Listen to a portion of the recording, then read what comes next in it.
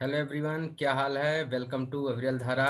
और आज हम जिस चीज़ के बारे में पढ़ने जा रहे हैं, देखने जा रहे हैं, वो है कुछ इम्पॉर्टेंट रिवर्स और उनके पुराने नाम। जैसे कि आपको पता है कि जो इंडस रिवर है, जिसे हम सिंधु नदी भी कहते हैं, पहले भी कहा जाता है, इनफैक्ट अभी भी कहा जाता है हिंदी में सिंधु नदी।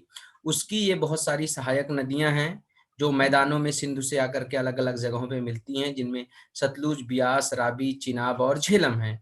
तो इन सारी नदियों को जो है पुराने जो समय में एंशिएंट इंडिया में अलग अलग नाम से पुकारा जाता था, बोला जाता था, जो कि एग्जाम के लिए इम्पोर्टेंट है और कई बार पूछा जाता है। मैच द फॉलोइंग में ऐसे क्वेश्चन आते हैं, तो इसको हम देखेंगे।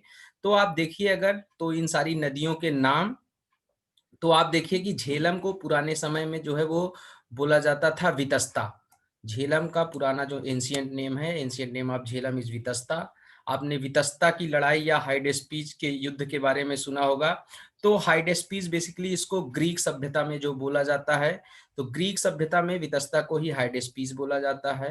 वितस्ता का युद्ध जो है इतिहास की बात है, खैर उसे आप इतिहास में पढ़ेंगे, हिस्ट्री में पढ़ेंगे।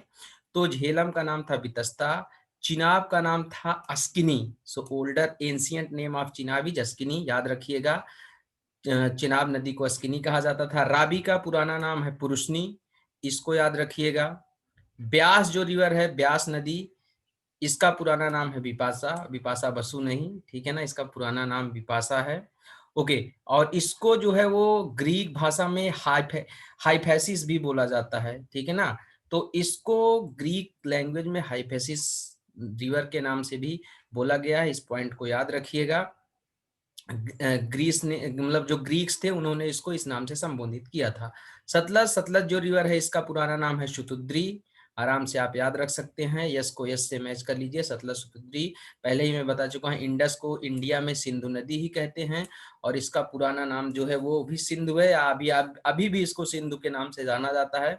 तो ये सारी कुछ नदियां, इंपॉर्टेंट रिवर्स हैं, जिनके ये पुराने नाम हैं, इनको याद रखिएगा। बहुत बार इससे एग्जाम में क्वेश्चन पूछे जाते हैं और इस पॉइंट को जरूर याद रखिएगा कि मतलब जो है ये सारी की सारी सतलुज, बियास, रावी, चिनाब और झेलम ये सहायक नदियां हैं, ट्रिब्यूटरीज हैं किसकी, इंडस की। ये सारी की सारी सिंधु की सहायक नदियां हैं।